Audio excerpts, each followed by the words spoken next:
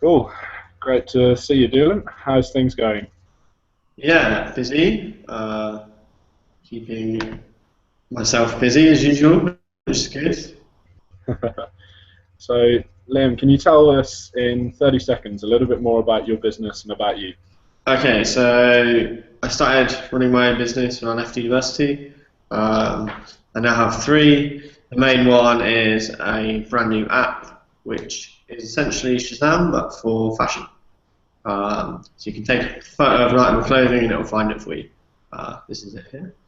You can take a picture and it will give you where you can buy it from millions of products. So, how did you identify the gap in the market to go into that?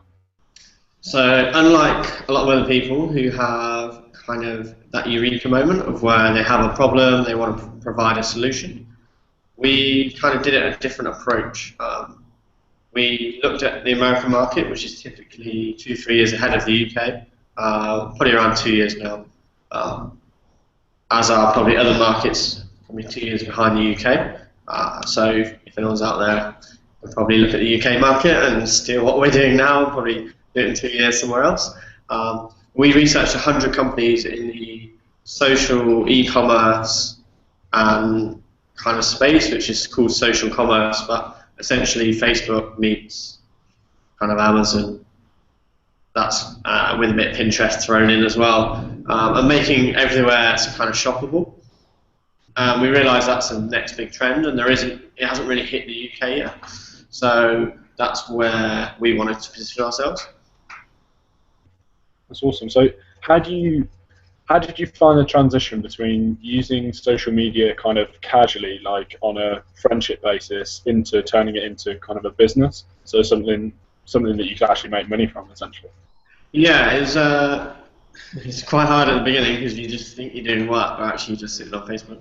Um, but then it's actually quite easy because everyone you don't even have to acquire users or there's all these people there using the product already. So you're just then showcasing what you guys can do to a large audience. Typically within business, you have to attract a large audience to your site, or you have to go out and find people. Whereas these people are already on Facebook. It was just a way of getting them to our Facebook page, and how we can do that. So it's a bit like if you're on a really, really busy shopping centre, how do you get people into your shop? It's kind of like that, but a little bit easier because you can reach a lot more people. Yeah. Yeah.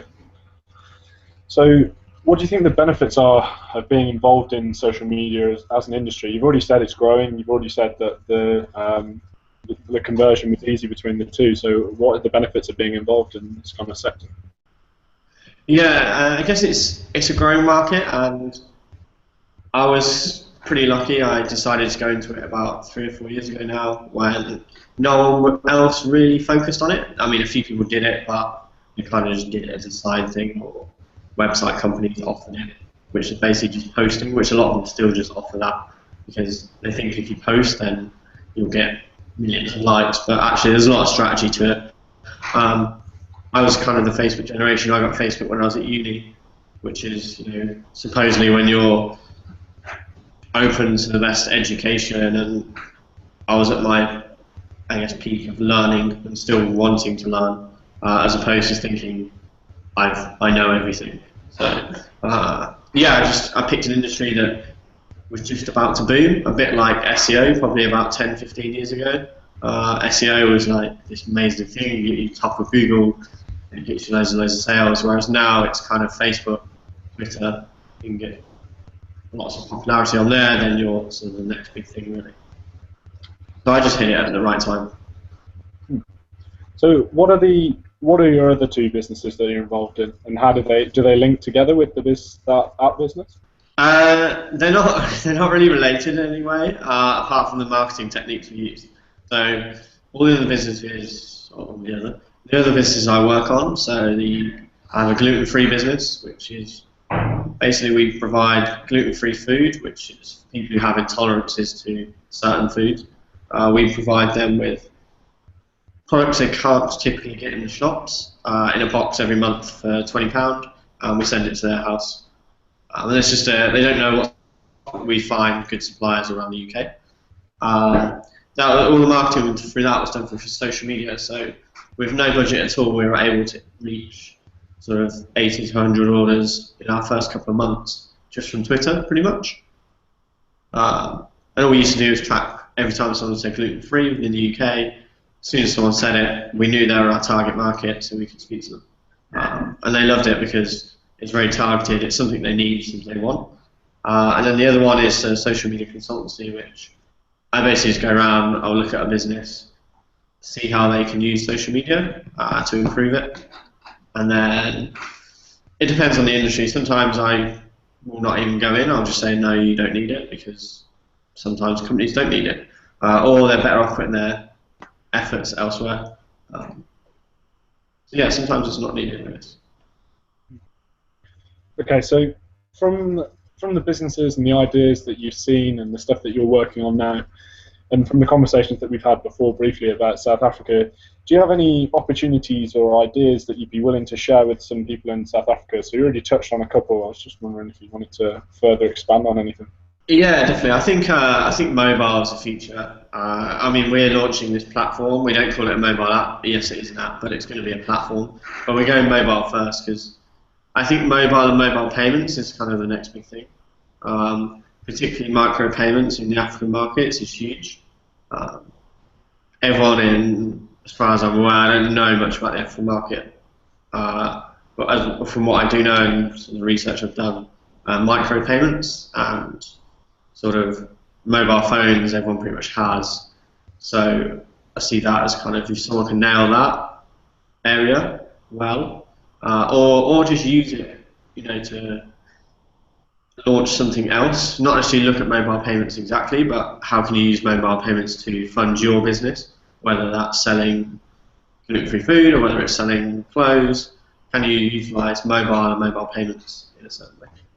So kind of looking at some current industries that are there at the moment and how could mobile payments kind of flip them on their head, if you like, in terms of their business. Yeah, 100%, or even just mobile, I guess. And look at the oldest industries and how you can disrupt them. At the moment, I'm looking into the construction industry.